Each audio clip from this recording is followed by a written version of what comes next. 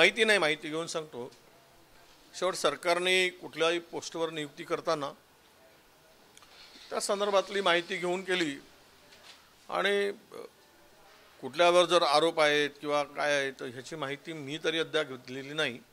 पण रश्मी शुक्लांची नियुक्ती होणार असं मी ऐकतो आहे, अद्याप झालेली नाही. त्यामुळे त्यावर अधिक भाष्य करणं मला वाटतं उचित होणार नाही.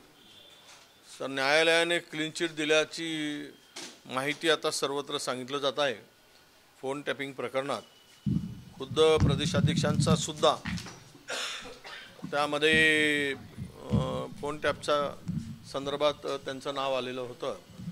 आमच्या नानाभाऊ पटोलेंचा पण फोन टॅप केला गेलेला त्यावेळेस ती माहिती होती. परंतु अशा नियुक्त्या वादग्रस्त अधिकाऱ्यांच्या शक्यतो सरकारने टाळावे. शेवट सरकार म्हणून आपण त्यांना तो अधिकार आहे, पण ही असे कुठले काही आरोप प्रत्यारोप असतील तर टाळलेलं बरं असं माझं मत आहे. पुण्याच्या डीपीडीसीचा जो वाद होता तो अजितदादांना भाजपच्या कोर्टात ढकललेला आहे. त्यांचं म्हणणं आहे की ठरलेल्या सूत्राप्रमाणेच निधी वाटप होतो, मात्र अजितदादा गट नाराज आहेत. जाऊ दे आता, हे काय जुन्या कडीला नव्यानं ऊत हा सगळा प्रकार दिसतोय.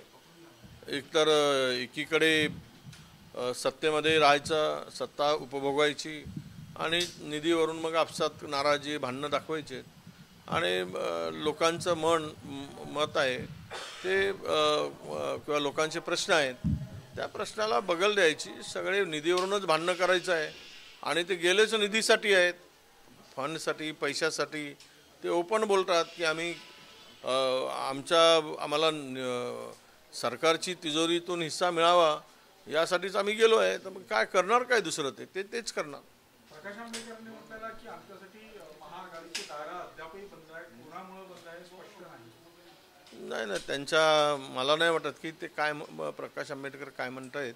मी काय अद्याप त्यांचं स्टेटमेंट ऐकलं नाही, पण ती चर्चा आमच्या हायकमांडच्या लेवलला सुरू आहे. महाराष्ट्र जो आहे लुटता यावं यासाठीच ठाकरेंचं सरकार चाललेलं होतं, तर आमदार फोडले गेले असा आरोप जो आहे संजय राऊतांनी केला. काय खोटं काय बोललंय ते खरं आहे की जे आहे ते संजय राऊत खरं बोलत आहेत. संजय राऊतच्या बोलण्यामध्ये एकही म्हणजे बोलणं हे 100% खरं आहे, एकही टक्का चूक नाही. माहितीच्या वादात आता नवीन अंक दिसतोय, कारण की रत्नागिरी आणि सिंधुदुर्ग या लोकसभेच्या जागेवर किरण सामंत तयारी करताय भाजपकडून. त्यामुळे रवींद्र चव्हाण, वैद्यनाथ उद्धव यांची तयारी सुरू आहे. त्यामुळे कुठेतरी आता महायुतीत जागा वाटपावून वाद निर्माण होईल अशी परिस्थिती आहे. नाही, हे प्राथमिक आहे तीनही पक्षाचा. आपण वाद होईल त्या यापूर्वीच मी बोललो आहे, तीनही पक्ष फार तिघांना म्हणजे तीनही पक्षाचे नेते फार एम्बिशन असलेले नेते आहेत आणि त्यांना अनेकांना या पक्षातून राष्ट्रवादी आणि शिवसेनेतून गेलेल्यांना अनेक लोकांना कमळावर लढावं लागेल. मी यापूर्वी बोललो आहे. आणि हा वाद आता पुढे ज्या पद्धतीनं राज्यातील वातावरण सरकारविरोधात आहे त्यामुळे त्यांच्या अस्वस्थता फार मोठ्या आहेत आणि ती वाढत जाईल पुढे.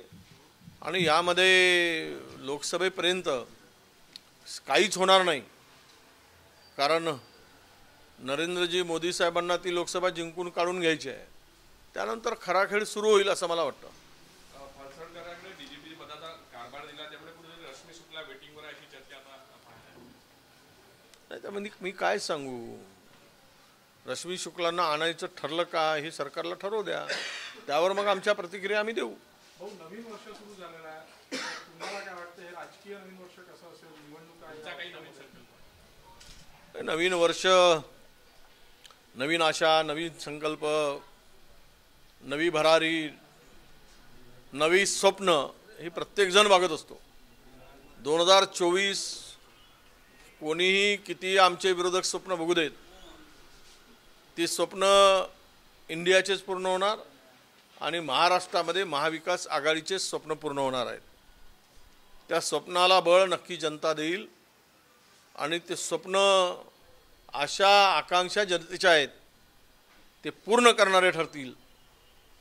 आणि हे तीन तिघाडा काम बिघाडा हे जे काही लुटारू आणि डाकू आहेत या तिजोरीवर ठाण मानून बसणारे आत्ताची सत्ताधीश हे या वर्षामध्ये त्यांचं अधपतन झालेलं दिसेल आणि ते सत्तेतून बाहेर झालेलं दिसेल हा मला विश्वास नक्की वाटतो आहे आणि लोकांचा सुद्धा प्रतिसाद त्या पद्धतीचा आहे. काँग्रेसचा मुख्यमंत्री व्हावा अशी इच्छा आहे? नाही, 100% ज्या पक्षांनी जास्त संख्या येईल त्यांचा मुख्यमंत्री हे धोरण आहे आणि आम्हाला महाराष्ट्रात सर्वाधिक जागा आम्ही जिंकू त्यामुळे महाराष्ट्रामध्ये काँग्रेसचा मुख्यमंत्री होईल ही आशा आहे आणि ही आशाही आहे, जिद्दही आहे, केवळ स्वप्न नाही आहे.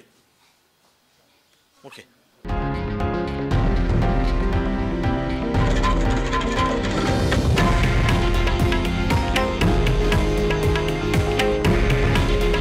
हे आहे देशातील नंबर 1 न्यूज नेटवर्क आणि आपण पाहत आहात TV9 मराठी. काळजी तुमची, हित महाराष्ट्राचं.